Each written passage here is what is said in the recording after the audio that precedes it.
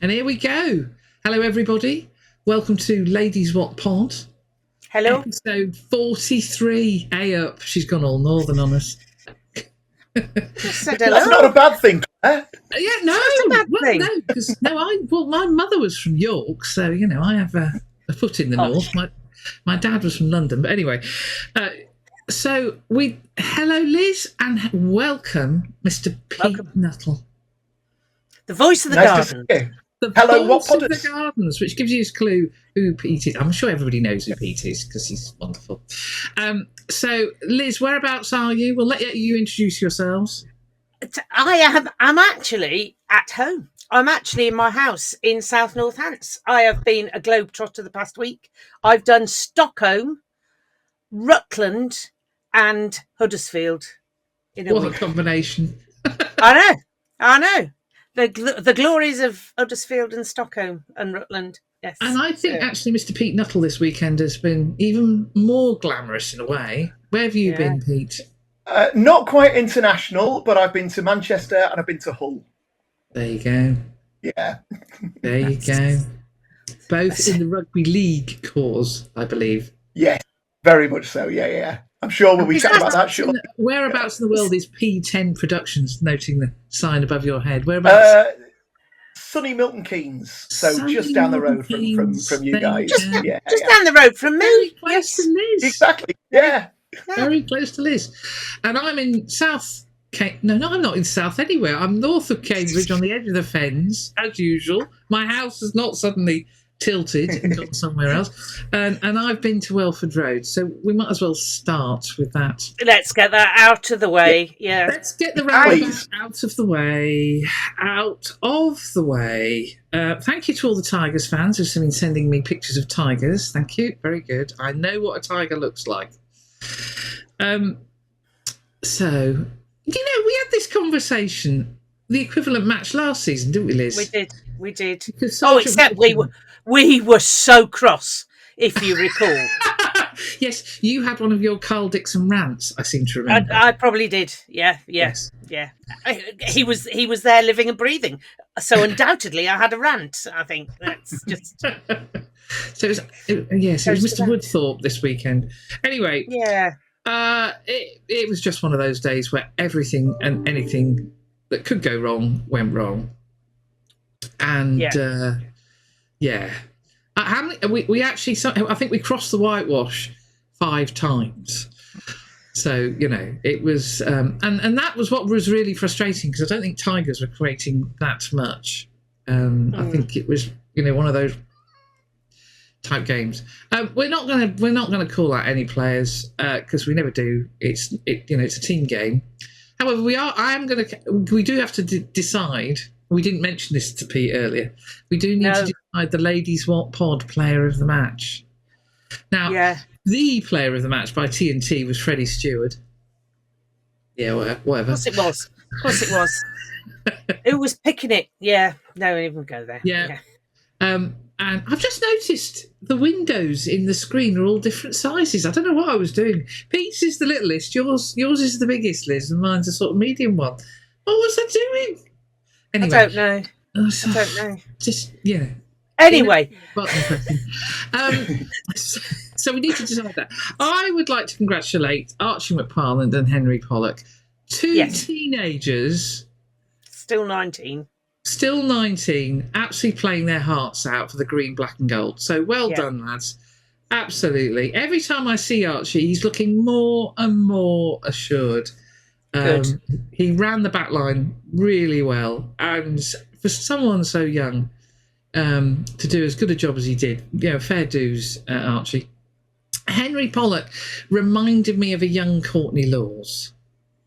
Oh, wow. Yes. Well, do you remember when Courtney went through that phase where every time he carried the ball continued without him? Yes. We had a few of those on Saturday, but other than that, which will come again with, experience.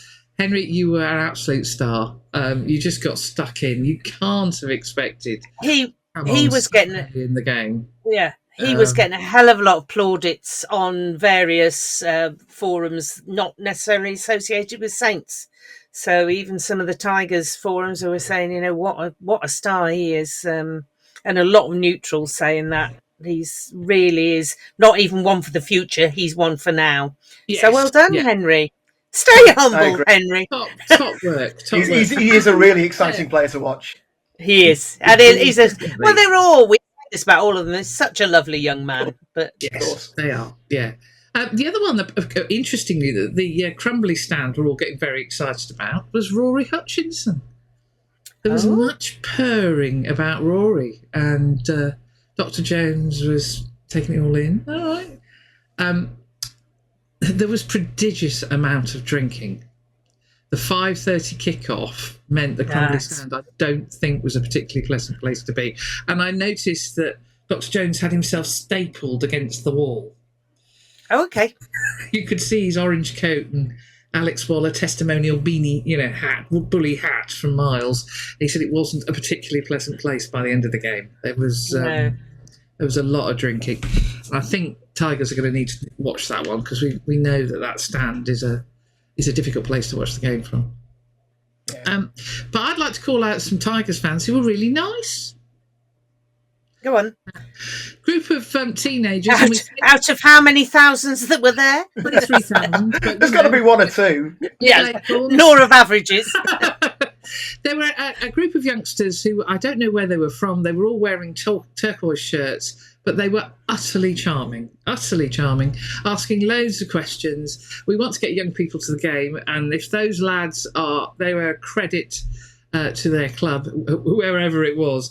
They were absolutely outstanding, asking great questions, just all round very, very nice young men. And then they were replaced during the game because the family whose seats they were standing in to watch the warm-up appeared, and the family were utterly charming too. I was a bit sort of, I'm really at Welford Road. This is all very friendly. And they were asking about the change to the crest because, of course, the lovely Pete Nuttall in the middle is on brand. He's on brand. He's on brand. He's on brand. And they were asking how we changed it, so I explained, and they went, "Oh yeah, no, that makes sense, and it looks really good when you see it in real life." Yeah. So there you go. Yeah. There you go. So yes, I think it's one to just move on. So who was your player of the match then? My player of the match, and then I'm really torn because they both played so well. You know who I'm going to pick out. I'm going to pick out Archie McParland. Yeah. Because I just think it's such a big game. That crowd are not backwards in coming forwards and in telling you what they think of you. He just took it on the chin and just kept playing brilliantly. And it'll in some ways it might scar him. Oh God, I've got to go there again. But I think it'll do him a huge amount of good because his confidence will be sky high. He won't be, obviously, like all of them, they'll be crossed about the loss. But I think Archie, well played. Good. Absolutely good. Well played. Yeah. We did suffer 2 really nasty injuries during the game. And it does lead to my question that I mentioned to both of you earlier. I wonder whether referees are refereeing the women's game different to the men's game. There were 2 red cards in the Lightning game, and both were perfectly legitimate and very well explained by the TMO and the referee. That's one thing that Rugby League also does very well, is explaining why decisions have been given. Yeah. Really, really good. Yeah. But I have to say, the women's game, they were particularly good at explaining why the red cards were given. However, if you look at the 4 events that caused the red cards to be given, because all were for foul play, I would say that the women's game was refereed more accurate to the laws of the game than the men's. So you think the men's was more lenient? I do. Yeah. And I think actually the referee on the field has a problem when the injury caused to the player is so severe they can't show it on the big screen, which is what happened with Sam. And actually it's the TMO that's making the call.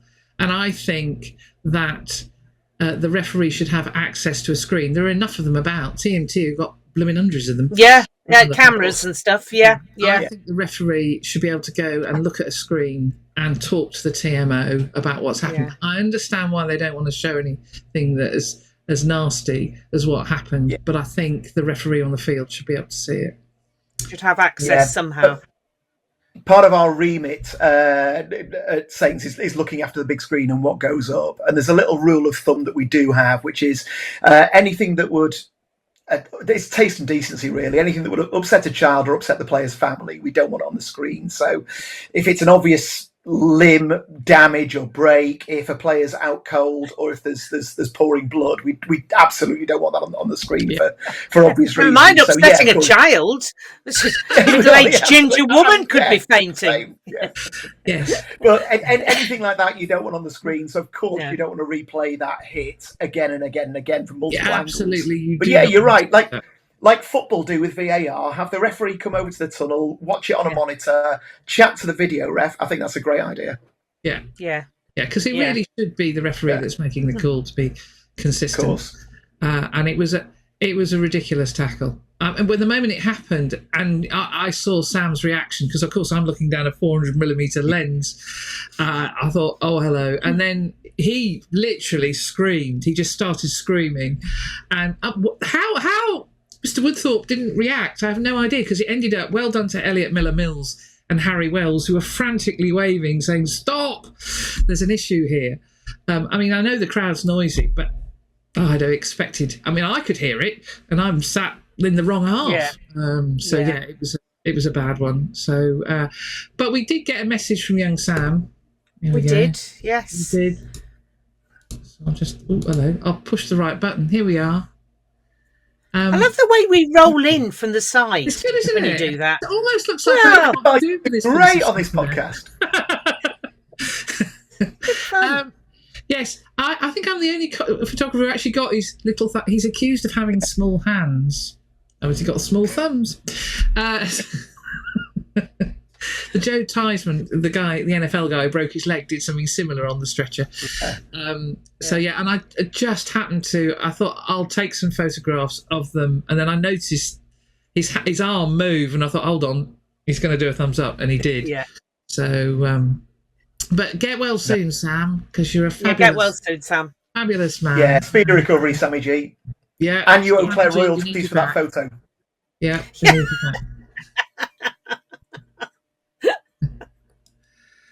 So, yes. And of course, Sergeant Wilson. Sergeant Wilson is, of course, our dear captain, Mr. Furbank, who was having a busy afternoon running up and down talking to Mr. He must have run miles. And that tackle by Andre Pollard, oh dear. Anyway, moving on. But George clearly felt the effects and had to go off. Oh, no. So, and unfortunately, George has fallen with concussions, so I think it'll be a while before... Yeah, he has to have... If he did fail an HIA, I don't know. I can't watch it back because of Sam's injury. But if he did fail an HIA, it'll be at least 12 days. But of course, he's had several concussions before, so it's probably longer. So we wish George well. Did anybody... Was there an outstanding candidate for the Sergeant Wilson Award for positive engagement with the referee, or does he win his own award again? I think he's won his own award again because he ran up. I mean, I know Welford Road is a small pitch, but he must have covered. I mean, he was up and down and up and down because I think none of the forwards felt able to argue the case for Chunya and Sam and whoever. They felt, you could see they were just like nonplussed as to why stuff wasn't being given. And even the final try, which I'll show a photo in a minute, Leicester arguing that Fremo had dropped the ball. He had not. Oh, God, that's it. But they were on a roll. They managed. In fairness, we had previous in that game, though, haven't we? We had a previous of dropping the ball in that game. Yeah. So, Yeah. So anyway, I had floodlights, but you knew that because I said that last week. So let's just skip gaily on to the grand final.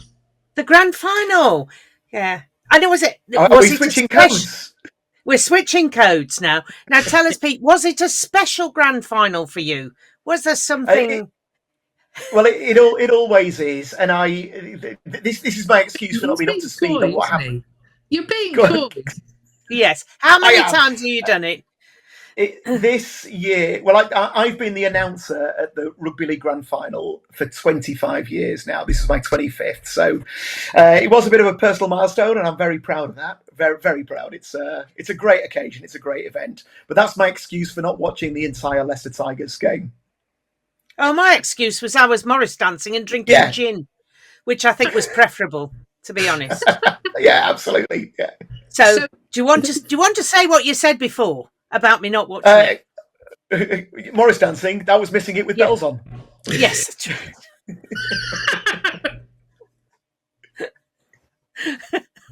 right. Sorry. So it's a great occasion. I do love my rugby league as much as I love rugby union, and it's the biggest event of the rugby league of the Super League calendar, of the league calendar. It's rugby league's equivalent to our Gallagher Premiership final. And it was a great occasion. It's always an incredible atmosphere at Old Trafford. We had, I think, 68,000 people in. Wigan Warriors, who are a really well-supported side. They're on a roll at the moment, taking on a Hull KR side who are in their first ever grand final, and their supporters came out in huge numbers as well. It was a great occasion. It was fantastic. Yes. Okay. Yes. And it, how did you describe it? A defensive masterclass. It was a very low-scoring game, which didn't make for the most exciting spectacle. It was one for the purist. It was a defensive masterclass. Yeah.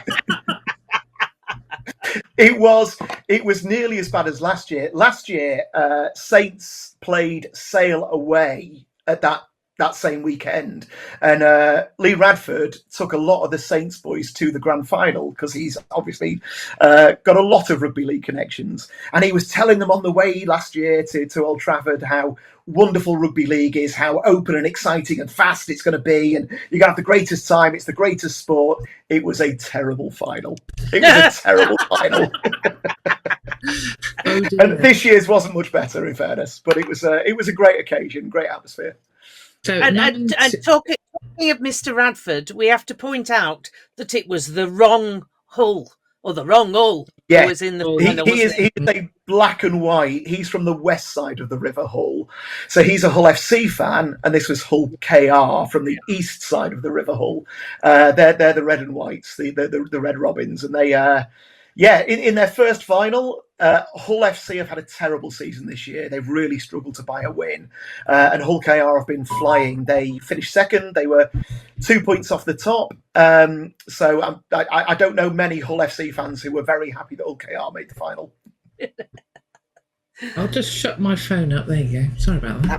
That made a very funny noise there, Mrs. J. Well, that's the work. That's the work back phone. So sorry about that. Yes, and you were telling us about what greeted the supporters when they returned. Well, yeah, you were asking what who Mr. Radford would have been supporting. Would Hull fans have been happy that Hull KR were in the final? And I did an event in Hull on Sunday, the wheelchair Rugby League Grand Final. Great sport, fantastic. And driving into Hull, a lot of the bridges over the main road into Hull, and there is only one road into Hull. There is. A lot of them have bed sheets hanging off the bridges saying since 1985 on.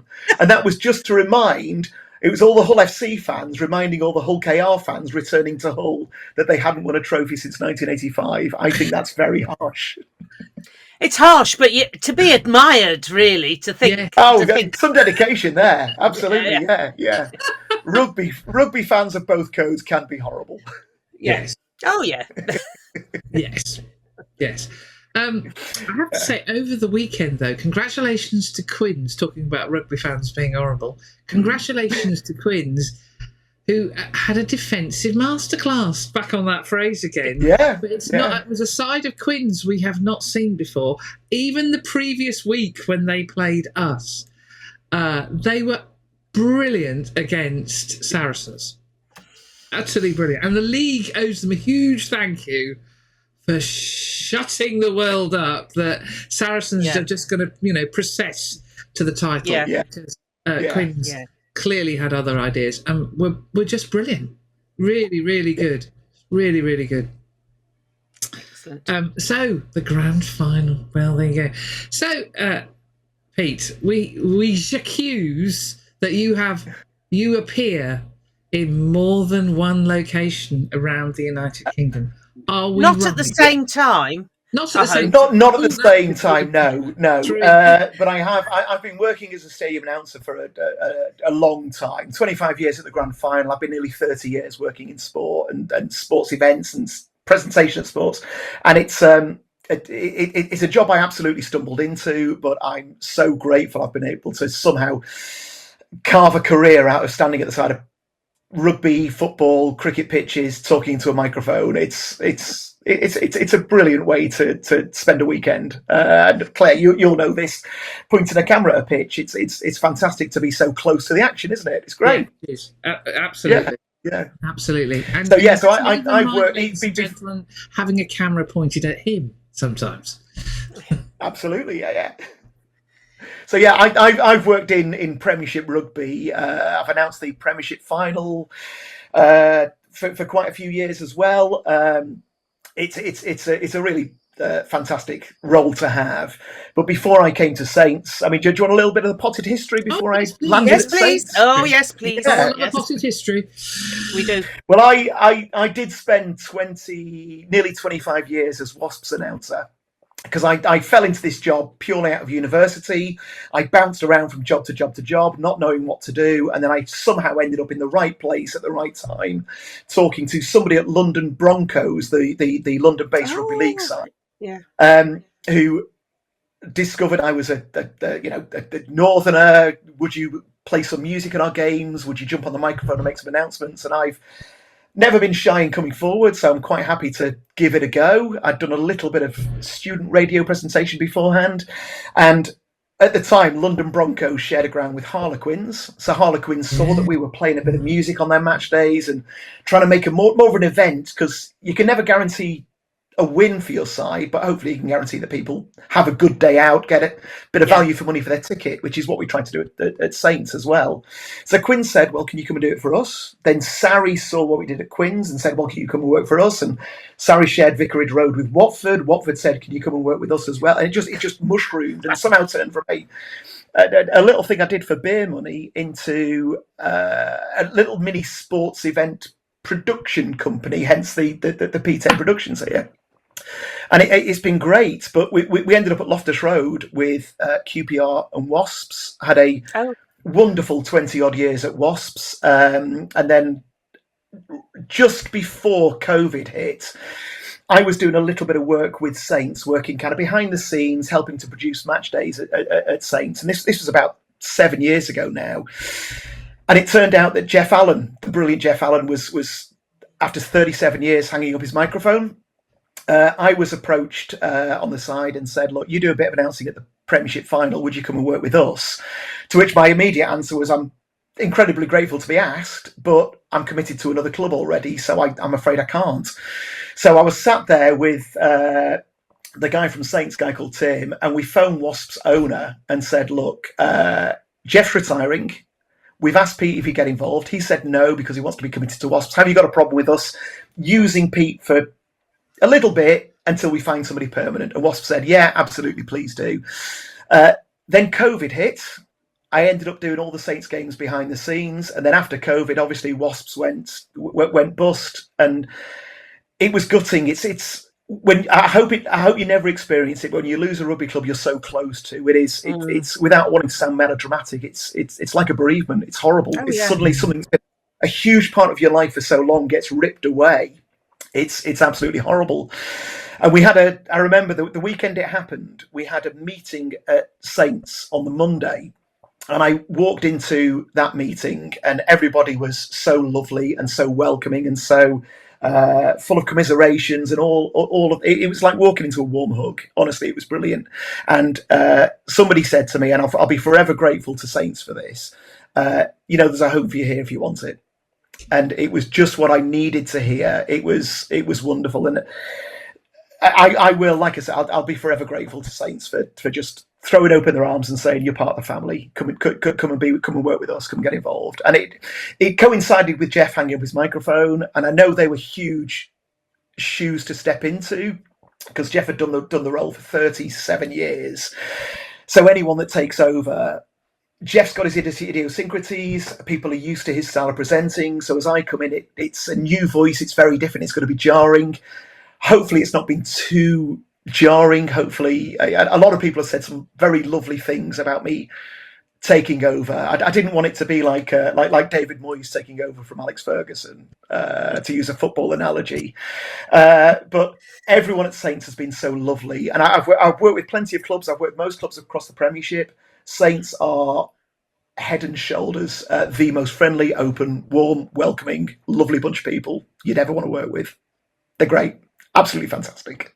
So I'm very proud to be a part of Saints, and I guess it's been over 5 years now that I've been Saints announcer. You have. Yeah. Very, very proud of it. Very proud to be a part of the club. And you do a cracking job.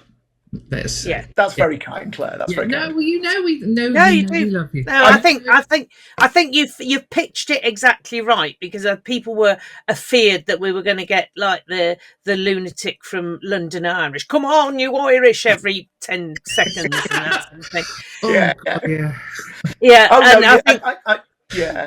I think that you scaled it back enough to get. Most people now probably wouldn't, complain at all. But I think it helped that I'd worked behind the scenes at Saints for a good couple of years before. So I got to know Jeff. I knew his style. I knew he had a brilliant sense of humour, which certainly in the early days of me working at Saints, I didn't dare try to emulate. Wouldn't dare, just play it with a very straight bat. But no, it's a brilliant club to be a part of, and I'm very proud to be a teeny tiny cog in the huge Saints wheel. I'm just thinking about Uncle Jeff when something would be happening on the pitch, like a couple of players be having a scrap and the game has moved on, and he'd say something like, "Don't you just love it when there's a boxing match as well as a rugby match?" Oh, okay. Exactly. I think when your feet have been on the table as long as Jeff's are, you'll get away with that. I'm not sure I would have in the early days. No, Jeff was great, and I do love that we still get to get Jeff out on the memorial. We've got our Memorial Day match against Nottingham, and Jeff will be there to read out the Kahima epitaph. And I think it's wonderful that we do still keep that tradition. And as long as Jeff's happy to do it, we'd love to have him at our memorial match, because I know that was a very special moment for Saints fans, and we want to keep that going as long as we can. It's a very important part of remembrance, and absolutely, and partly because we're all holding our breath, thinking, will he actually get to the end? We get to the end, yeah. None of us ever get to the end. That's the thing. Yeah. We've all gone before he has. So oh no, absolutely, yeah. No, it's a very special moment. It's a tradition we need to maintain. So one of the things I love doing, and of course as I travel around the Premiership and also on TV, is listening out for the dulcet tones of Nuttall.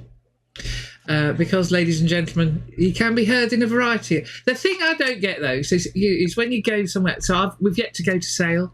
It was this time last year, because it's happy birthday, Mr. Lockett, because it was his birthday when we played Sale last year. Of course, Pete is in appropriate garb for the club that he's doing the announcing for. But I sort of secretly hope that there's a Saints T-shirt hidden away underneath somewhere. Pants. Oh, I've always got my Saints underpants on. No, see, that's what we want. That's what we want to know. But, of course, the way you announce at Sale is, might I suggest, the Red Bull or the sugar intake has clearly been a little bit higher. Well, and the voice is a little more Sale northern than... I can let the northern accent out a little bit more than I can at the Gardens. But I've worked off and on at Sale since their Edgeley Park days, just helping out. I grew up in Warrington, which is 10 miles down the A57 from their ground. My parents' family still live there, so Sale thankfully still asks me up every now and again to go and announce a game up there. So it's a great opportunity to go up, see family, have a cup of tea with my mum, and then go on and watch a bit of rugby. It's fantastic. So the sale role is shared between me and another guy, a guy called Dom, who I've worked with for years. And when he can't do the game, I'll step in. When I can't do the game, he'll step in, kind of thing. But it's they're a lovely club, and like I said, I've worked with them off and on since their Edgley Park days. So they are a lovely bunch of people to work for. Yeah, although Friday's game was not the greatest. Diamond, who's the media manager there, is lovely. He's very approachable, very keen on his lamb hot pot. Yeah, so it's like being in Coronation Street sometimes. Yes. But yeah, so he's not quite as terrifying as his dad as well. Yes. Yeah. One of my favourite sports is, when I don't know where you're going to be, is to listen out for the dulcet tones. So if I haven't seen somebody pitch side, I listen. And a number of times it's like, oh, he's here as well. Because obviously that's the trouble. Hell. Once you tune into my voice, you'll hear it everywhere, and I can only apologise. Yes.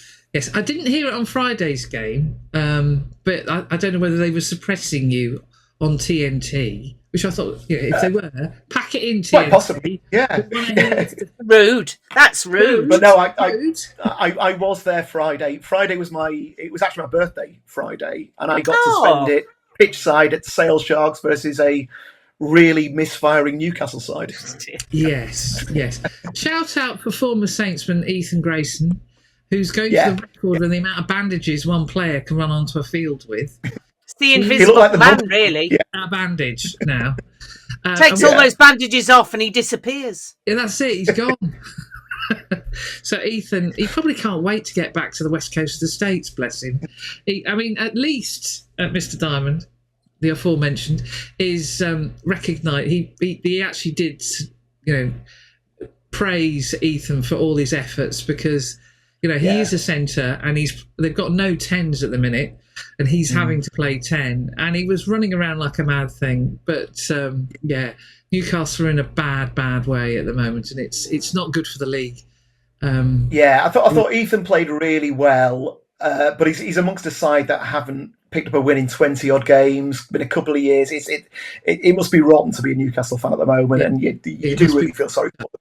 Very tough. And Mark Smith, who's their media manager, is such a nice guy.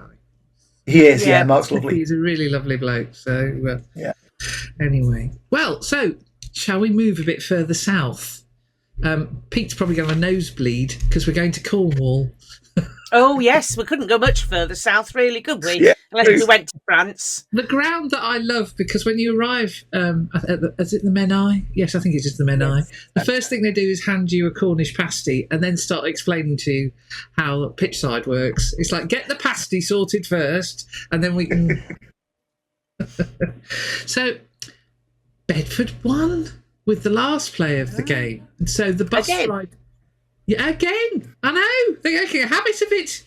Yeah, never in doubt. Yeah, well played. And one Edward Prowse made his first start at lock. He's no longer a tight head prop. He is now a lock. Right. Is he having to recreate being a legend then at second row rather than prop? I think that's just increased his, legendary status. It's not having to start again. It's just like... No, continued. I think it's just adding. I mean, he is the man that caused the Blackiston to have its rules changed, because he worked out he could half the distance that he had to run in the bag carrying bit by carrying two at once. So, they had to invent a rule that said you have to carry one bag at a time. Because being a farmer's son, it was basically one bag on each shoulder and off he trotted. Quite used to this. Yes. Yeah, so they had to rewrite the rules for Ed. But he made a start at lock, so well done. George Smith was on the bench. Finn Brown was at flanker. And one George, our dear friend Ash, would be very proud. George Makepeace Cubitt. Yes. Was on the bench. So I imagine... I got a message from Sherpa 2, a.k.a. Ryan Robinson, which was basically a row of beers. So I think men were quaffed on the way home. So, well done. Well done. Yeah. Loughborough, I saw the game. The equivalent game last season was a very tight affair. This one wasn't. Yes. I think it's the best way to put it. It wasn't. But we did get some debuts, including a lady who left Loughborough to go to the NRL. Is it the NRL? Have I got it right, Pete? Yeah, the NRL, the Australian Rugby League competition. Yes, so she scored a try. I think she made her debut last week, didn't she? Yeah. And then she scored this week. But we Fran Goldthorpe, who is she's a brilliant player. She's dynamite. She's great. So she played for Loughborough, played for Leeds Rhinos as well. So played cross code. Was so good. She was then picked up by the Aussies. Went over to Australia for a couple of years. Now is back in Loughborough colours, that's great for Lightning. She'll be fantastic. She's a bundle of energy. Really, really, really amazing, really. And mad as a box of frogs. She's phenomenal. I got that feeling. Right? Yes. So it was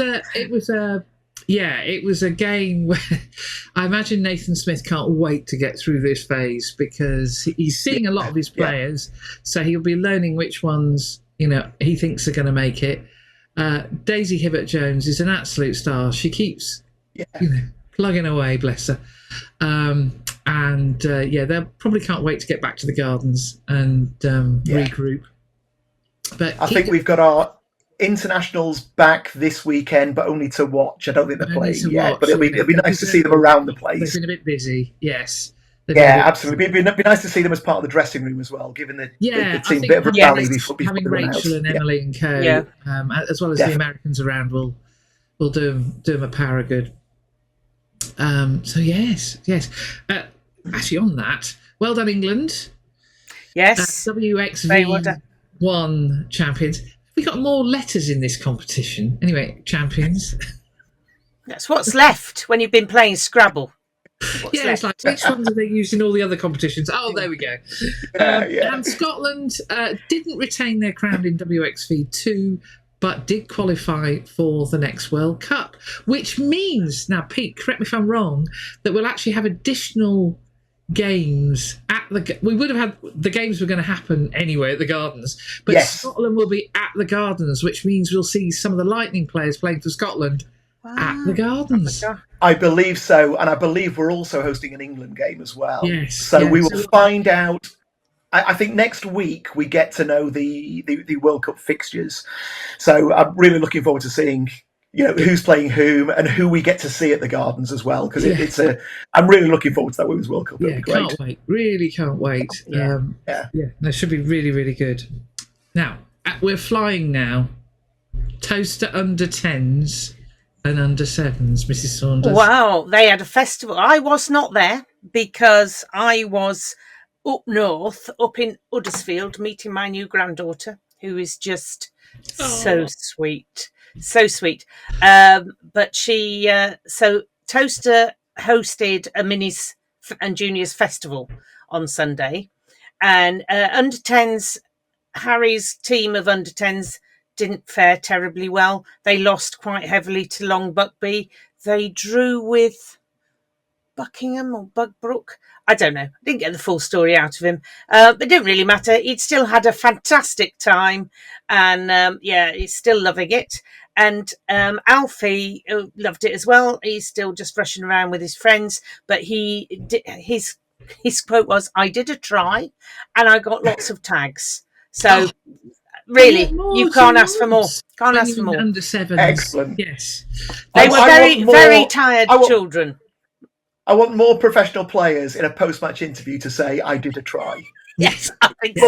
I think we'll be setting them up for that. Setting the trend. Yeah. I did a try. Well done, Alfie. So I think there were hordes of small children. If the queue for Toaster Rugby Club was anything to go by, so when we went past at about 9 o'clock, 9:15, something like that, the queue for the rugby club was at the big roundabout. Those who know Toaster, at the big A5, A43 roundabout, and it's about probably nearly quarter of a mile up to the rugby club open. So there was a lot. That wasn't people queuing; that was cars queuing. Just to make that clear. So there's probably a lot of children and their parents there, and I'm sure a good time was had by all. Well done to the festival organisers. Top work. because I know those festivals are hard to make happen. Yeah. Ben Lawrence and his team probably go for a lie down in a dark corner when they've done one of those big festivals. So let's finish reviewing the matches of the weekend by a quick visit to Todd Corner, and I'm only going to show one photo because if this, you see, look, you came on again. Yeah. If I hadn't got this try, I'd have cried. Because, really, it was one of those games. But it does kind of illustrate the point, how harsh the floodlights are at Welford Road. Yeah.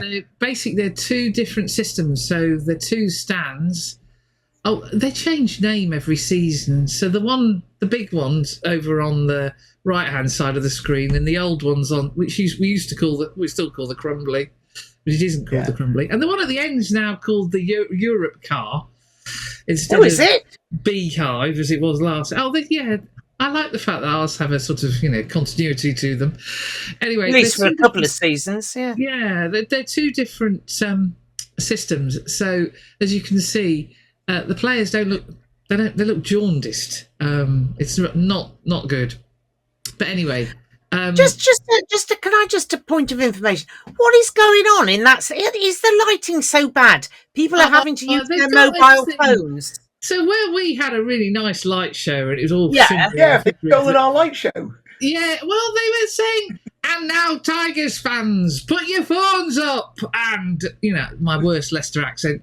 And I was going to say, where was he from? Tigers with your phone. And so we got this sort of not me.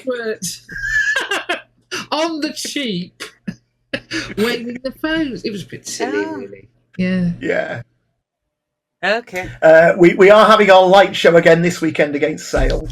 Oh, I'm excited! I can bully people to download the code again. Excellent. Definitely. Make sure you download the code, everybody. Excellent. I love it, Pete, because we don't spend the first 10 minutes looking through fog. Yeah. It must be with sustainability and environmental soundness. Must be better than. Oh, that's what I was telling people. Oh, it's no, they're our pyrotechnics are all very green. They're all certified very, very green. Oh, very okay, all right, yes. But on an evening game where there's no wind, my heart does sink a little bit, thinking Claire's going to hate me, TNT Sport are going to hate me, all the supporters in the Carlsberg are going to hate me because they're not going to sing anything for the first 5 minutes. I have to say, when it gets to the winter, I like the flames, especially when they're in front of the churches, because you get a bit of warmth then. Absolutely, yeah. Well, we've tended to we've used the flames for the European games because they were evening games last year in the winter. They're very effective in December and January. So tend to use the flames for Europe and have the smoke and the pyrotechnics for the Gallagher Premiership. And the flames work really well. So I'll go back to the sensible view. We've seen Freeman. There we are. The flames work really well. So you might, those of you watch Players Insta, you'll see that Mitch and Henry Pollock have virtually the same shot. I think they're both in England colours rather than Saints colours, although Mitch might be in Saints actually, where they're jumping in the air at the same time as the flames go up. So it looks really, really good. It's the same with the Premiership final. The front cover of the book. One moment, caller. I don't know where mine is. Mine must be on the coffee table. We haven't got a coffee table. Yeah, it's a great shot. Yeah. Yes. They work really well. They work really, really well. Totally, and they make for a good slow-mo in a highlights reel for TV as well. TV do like them. Yeah. So the flames are fine. It's fireworks that, particularly daytime ones. I'm sorry, Claire. What's the point? yeah, daytime fireworks. So we did love the lights. Twinkly lights are good.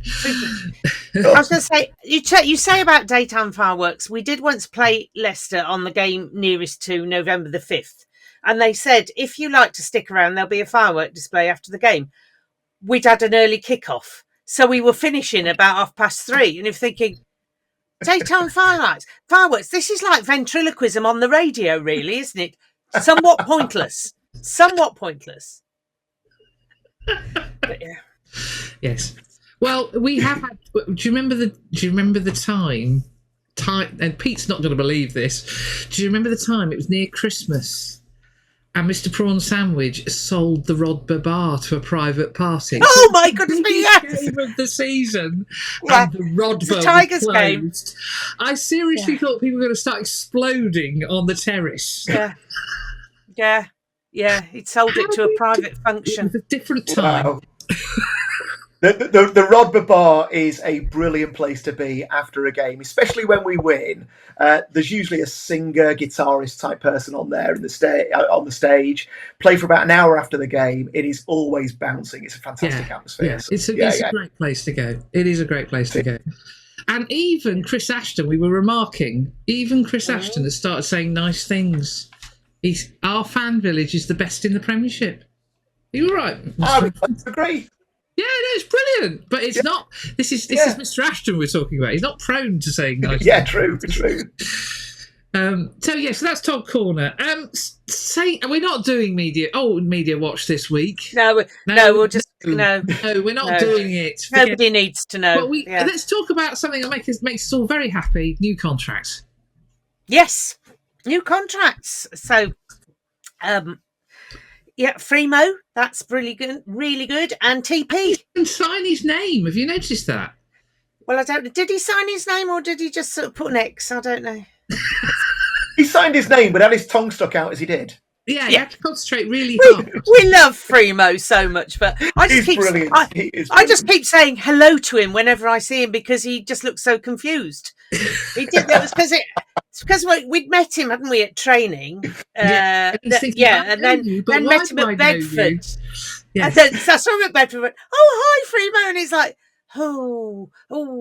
yeah. And then he just gets confused every time he sees me. It's very funny. He is lovely. This is horrible. This is bullying. Oh, he's a delight.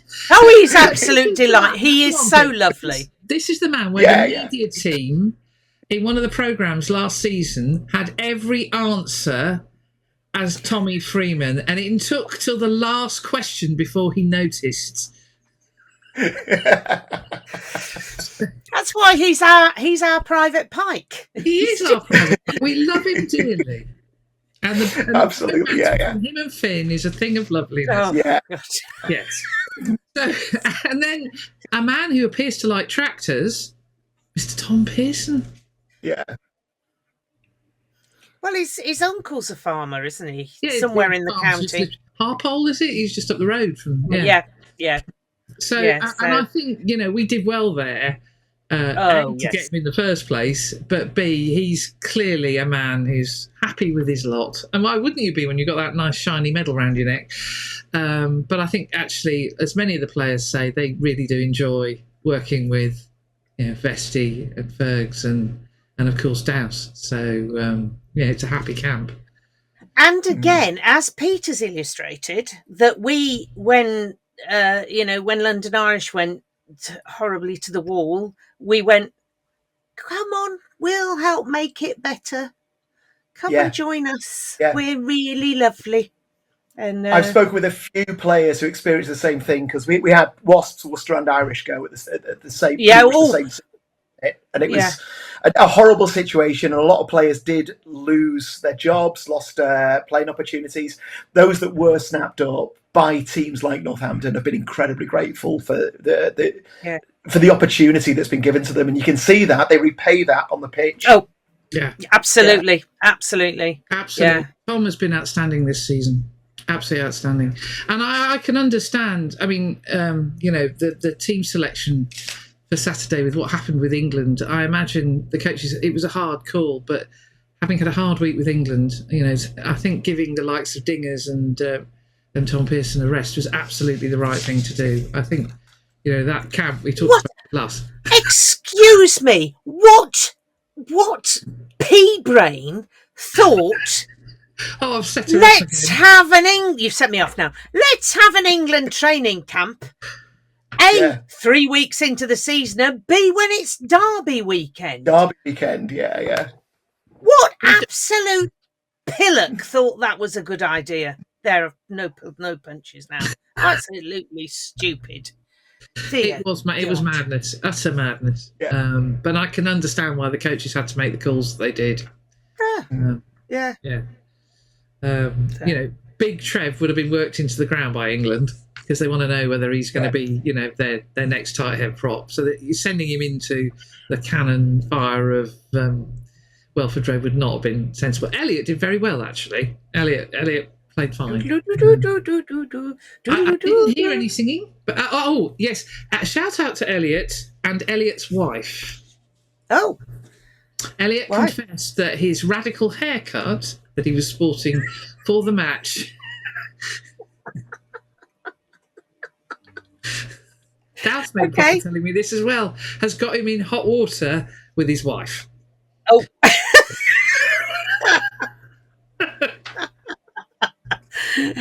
Oh dear! If it was his East Midlands Derby haircut, he said yes, but I'm in trouble.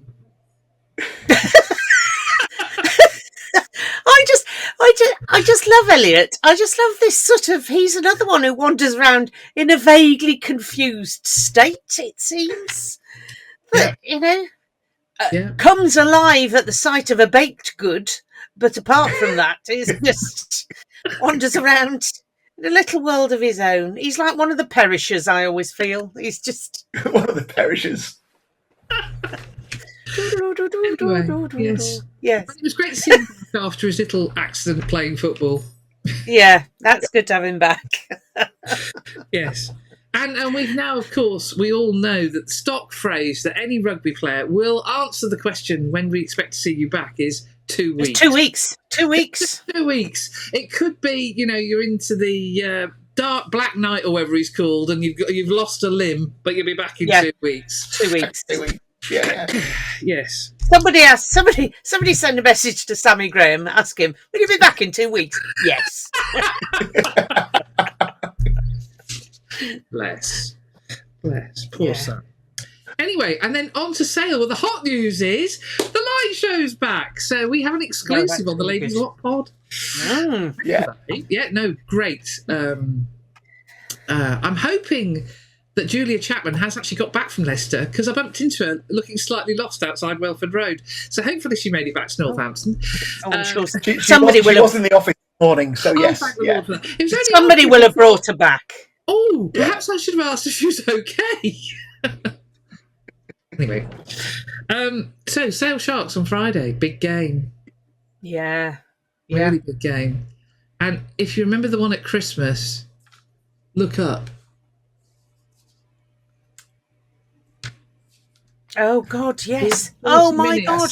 Oh, I'd forgotten that. Oh, no. And you know how much I love Dupont law. Oh, I lost the will to live in that game. I basically stood there and went, go on, ping us on Friday. It was like, we're not running around. We're just not doing it. Yes, we're not playing this law. Therefore, we have moved. I've shimmied slightly. Well, it does say you don't have to move forwards. You just have to move sideways. What's the point of that? So Morris dancing could come into play, couldn't it? Well, I'm just thinking we could set up a chorus line here. I think there's capacity for all sorts of shenanigans here. And you'd hear them through the pyro smoke, so you'd know where they are. Exactly. Perfect. We've got a winning. What changed? We've solved it. The best of Dupont law. Give him bells and get him moving. Give him bells. Yeah. There you go, James Craig and Radders. Off you go. I'm feeling a bit more optimistic about this weekend's game. Two sides with a huge pack of forwards. When they get the ball out wide, they do love to run it. I think it could be a really exciting game. Hopefully, a little bit more exciting than yes. We've just suggested. Yeah. And I say this: Aaron Reid is okay because he went off in the match. Yes, on Friday. he did, and he's lightning. We want to see, the best players. So, Aaron versus Mr. Angry, Ollie Slightholme would be a thing of beauty. So we want Aaron to be playing. So hopefully he's fit and raring to go for Friday's game. But we could do without the kick tennis. That would be Yeah, that was. Yeah. Yeah. And then on Saturday, it's the slope at Goldington Road. You see, there's another a PA who has a different style again. Sam Roberts is the Sam, PA. yeah. Sam Yes. is a different style again. Come on, you Blues, he goes. Sam's great. I've known Sam a few years. He's a real professional and really knows his stuff as well. He bleeds Bedford. He's Bedford through. Yeah. He's a Bedford man through and through. And very supportive of Championship rugby. Totally. Wherever he's commentating, and I've bumped into him at anywhere from Doncaster across the country. He's always wearing his Bedford Blues hat. Very good.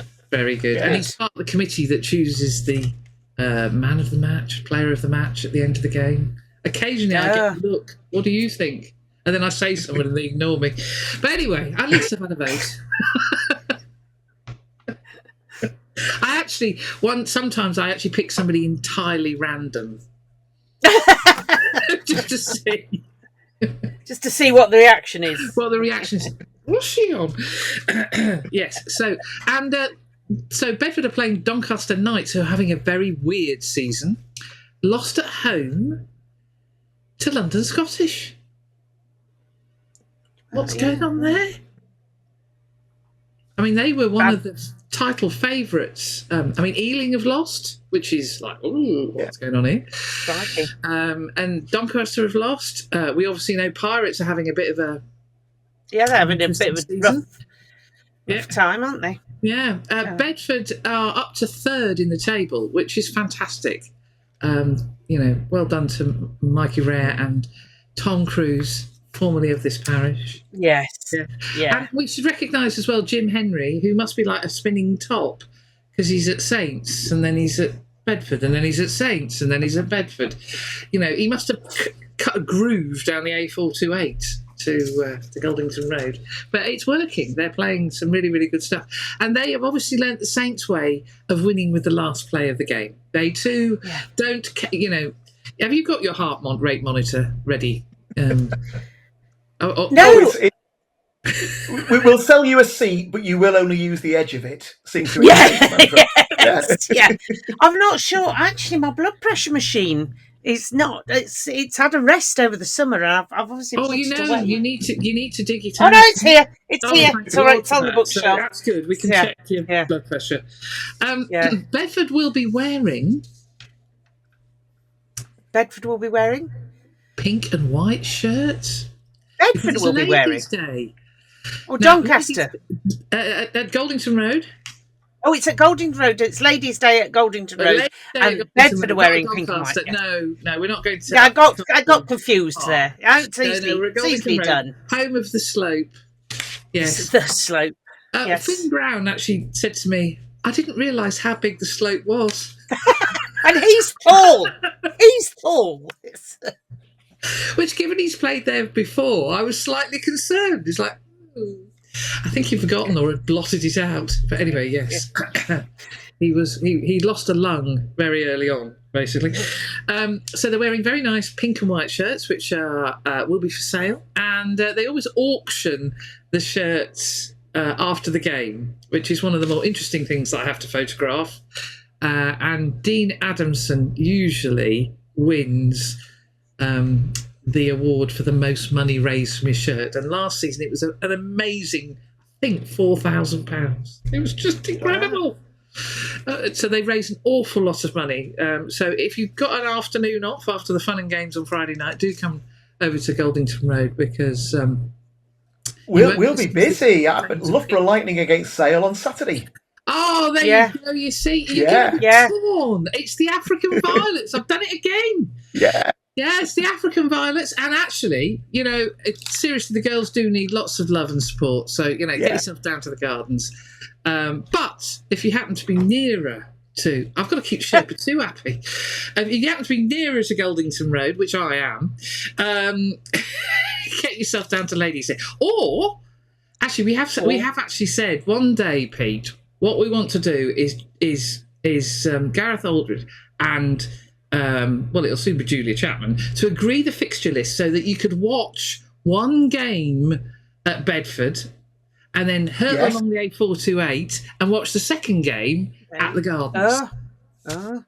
Yeah. Well, we could do a Saints game on a Friday night, Loughborough game on a Saturday, Bedford on a Sunday. Oh, yes, we could do that. That would be the dream, right? I don't think Bedford women would be too pleased with us because that's when they play. They can have a double header on Sunday with the men. Yeah. Oh God. Sorted. The slope won't know what to do with itself. So it'll be round 5 of the Gallagher Premiership on Friday. I can't believe we've got to round 5 already. It's ridiculous. I think the season is opening up very nicely. I think it's proving to be interesting a season as we'd hoped it would. And with everybody beating everybody, except for Newcastle. Yeah. Yes. We do really need, just not against us, please. Yeah. It would be very Saints, though, wouldn't it? It would be. Yes. Yeah, they can have a good run in Europe. Yeah, which they did last year, actually. They had a very good run in Europe. Yeah. So, Pete, it's been lovely to have you along. It's been lovely to chat with you too as well. Yeah. Thank you. Do you not want to hear about Saints Supporters Club? Oh, my Lord! Did you have your big meeting? What have I done? It's even on my list.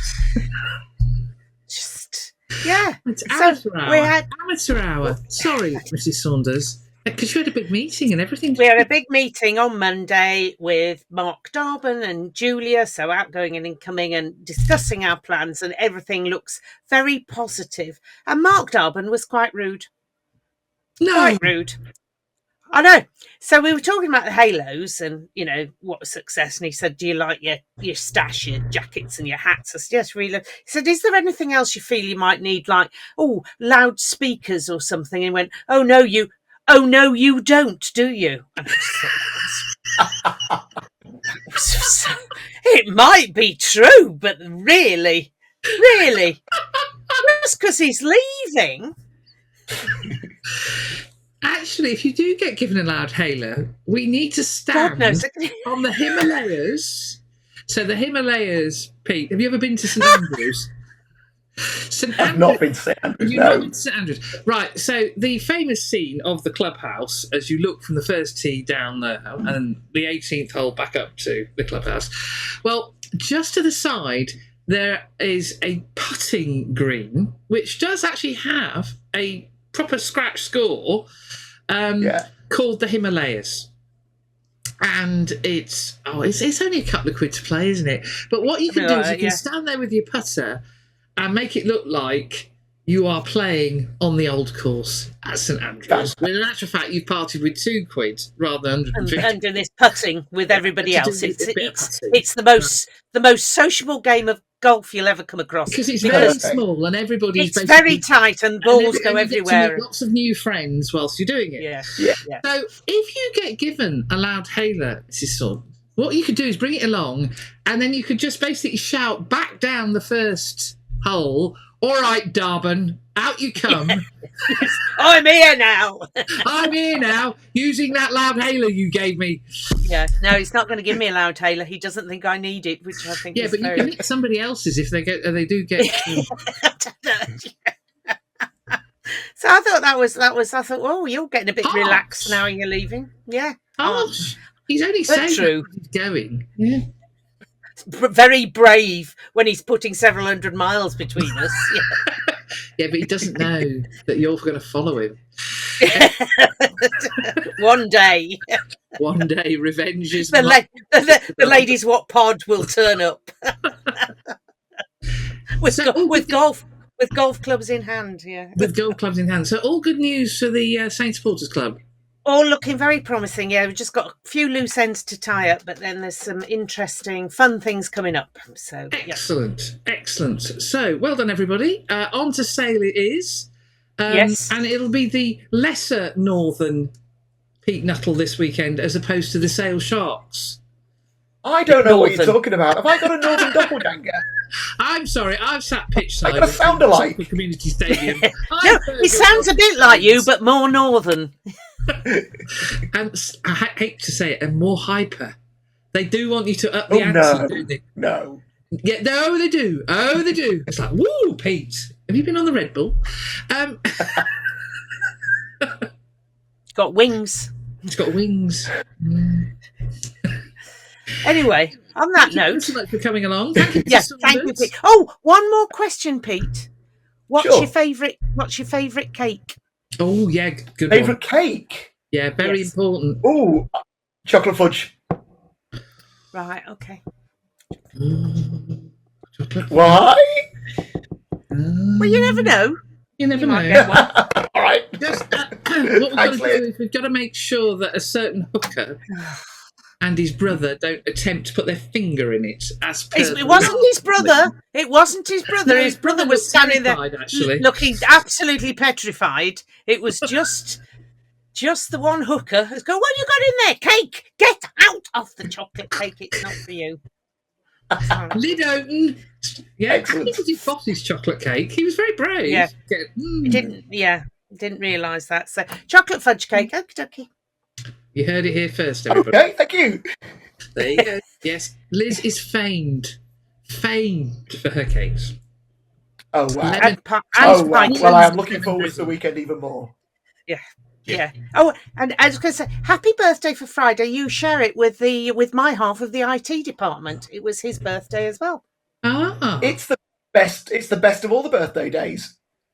Happy birthday to Okay. him. Okay, I'll tell him that. Yes. Yeah. So we'll catch you on Friday then, Pete. Thank you very much. I look forward to it. thank Yeah, you. yeah. Thank you, everybody. Thank That you. was episode 43 of the Ladies Wot Pod. With Pete.